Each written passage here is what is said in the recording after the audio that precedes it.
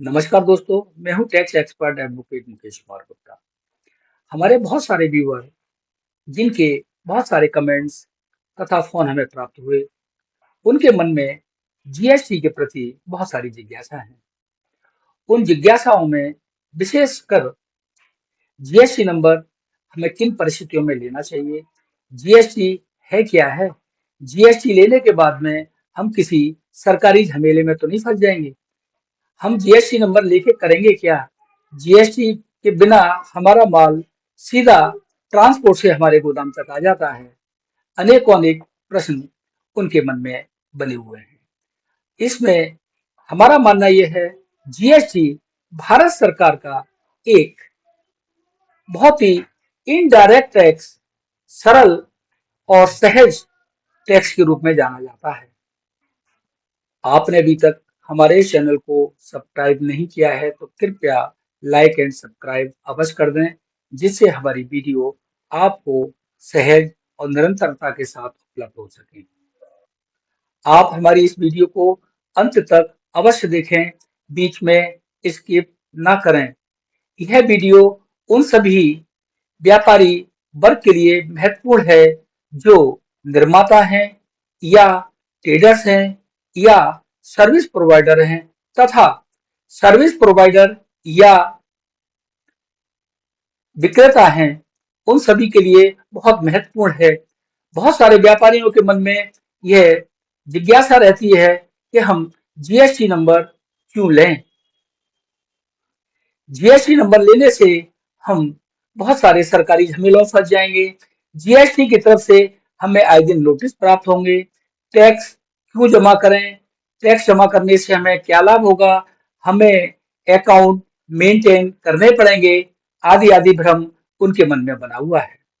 GST registration लेने के नुकसान और फायदे, यह हम एक एग्जाम्पल के रूप में आपके समक्ष प्रस्तुत करते हैं। उस एग्जाम्पल से आपको ये क्लियर हो जाएगा कि जीएसटी नंबर लेकर के ही हमें अपना व्यापार प्रारंभ करना चाहिए। जीएसटी रजिस्ट्रेशन, जीएसटी है क्या है? GST goods and service tax. यहाँ पर दोनों ही चीजें, गुड्स और सर्विस टैक्स मिला करके यह जीएसटी बना। यहाँ पर जीएसटी का एक इनडायरेक्ट टैक्स के रूप में भारत सरकार के द्वारा 1 जुलाई 2017 को लागू किया गया था। इनडायरेक्ट टैक्स, इनडायरेक्ट टैक्स का तात्पर्य सीधा सा हमें यह टैक्स लास्ट यूजर यानी कि कंज्यूमर से प्राप्त कर सरकार को जमा करना होता। हम एग्जाम्पल के रूप में आपको बताने का प्रयास करते हैं। मिस्टर ए एक रजिस्टर्ड बिजनेसमैन है और मिस्टर बी एक अनरजिस्टर्ड बिजनेसमैन है। मिस्टर ए के द्वारा सपोज कीजिए लॉक्स की परचेजिंग यानी कि इनवर्ड सप्लाई की। टैक्सेबल बिलिंग कॉस्ट है 1 लाख रुपया, जिस पर टैक्स लाइबिलिटी 18% यानी कि एसजीएसटी 9%, सीजीएसटी 9%।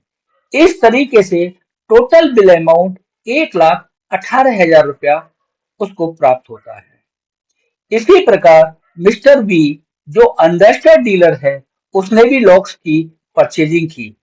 यहाँ पर उसको टैक्स जोड़ने के बाद 1,18,000 रुपए का ही माल उसको पड़ता है।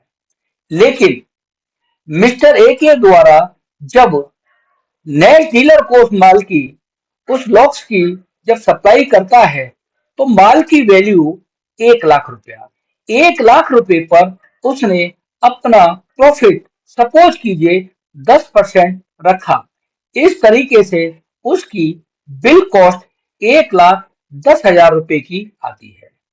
1,10,000 रुपए पर 18% टैक्स, एचजीएसटी और सीजीएसटी यानी कि 9,900 रुपया एवं 9,900 रुपया, कुल टोटल बिल की वैल्यूएशन 1,29,800 रुपए।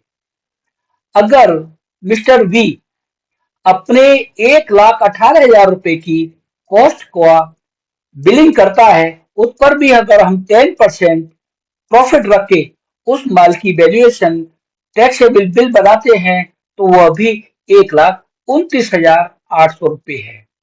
लेकिन मिस्टर ए के द्वारा, क्योंकि वो रजिस्टर्ड डीलर है, उसने 1,00,000 रुपए पर 18,000 रुपया यानी कि एस जीएसटी और सी जीएसटी के रूप में 9,000 और 9,000 रुपया पहली परचेजिंग पर उसने अदा किया था।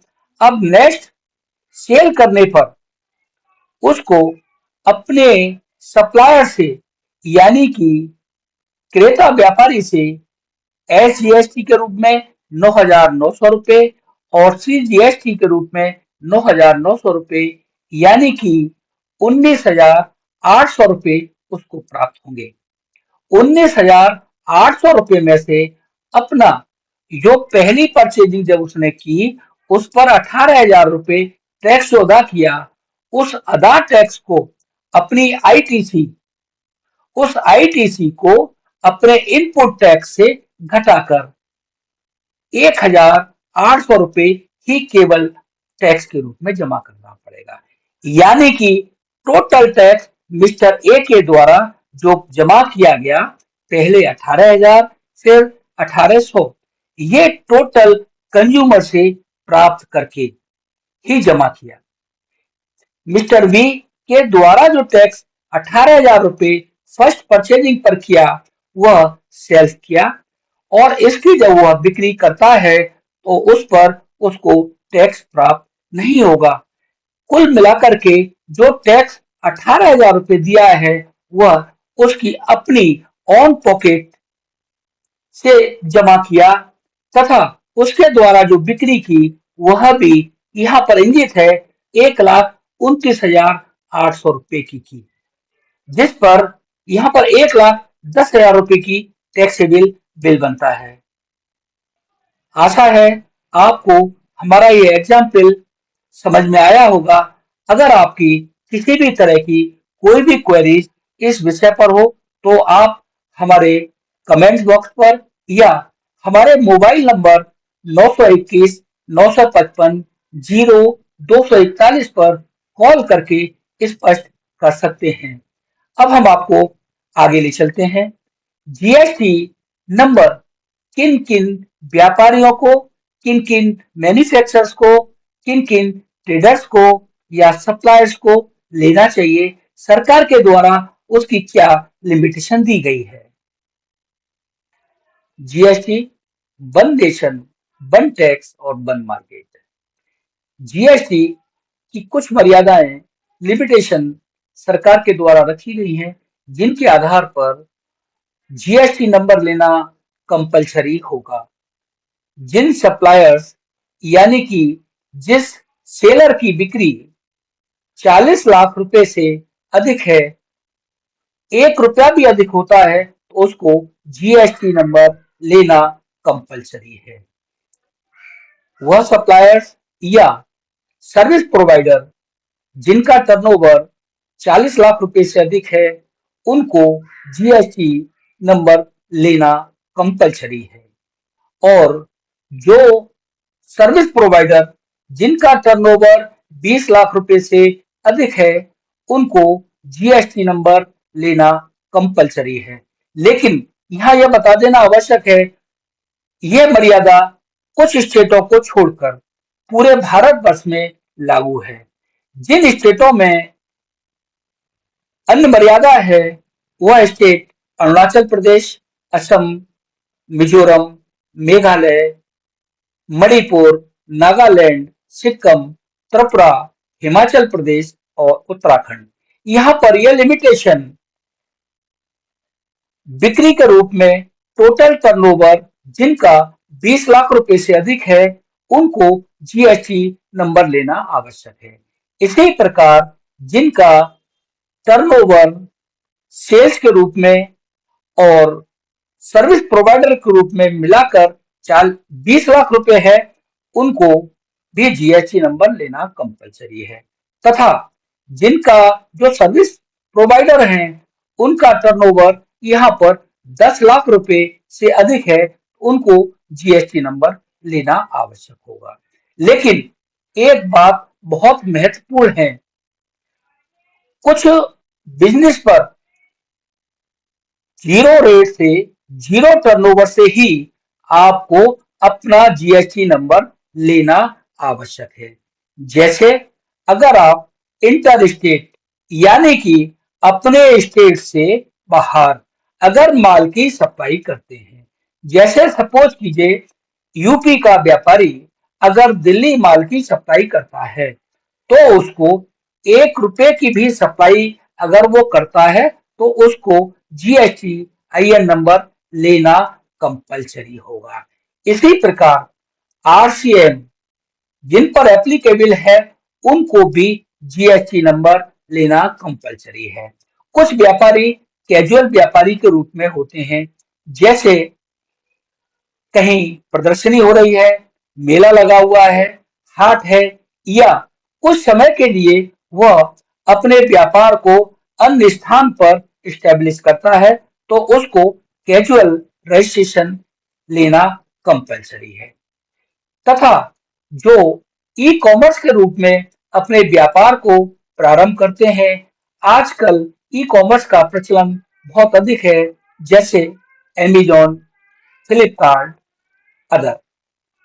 इन सभी को अगर 1 रुपए की भी सप्लाई करता है या सर्विस देता है, उन सभी को जीएसटी नंबर लेने के उपरांत ही अपना व्यापार प्रारंभ करना होगा, तथा सभी को अपने सरकार के द्वारा निर्धारित समय के अनुरूप सभी रिटर्न सबमिट करने होंगे। आपसे पुनः आग्रह, यदि आपने हमारा चैनल को सब्सक्राइब या लाइक नहीं किया है, तो कृपया उसको तुरंत लाइक एंड सब्सक्राइब कर दें, जिससे हमारा प्रोत्साहन हमें प्राप्त होता रहे। नमस्कार, धन्यवाद।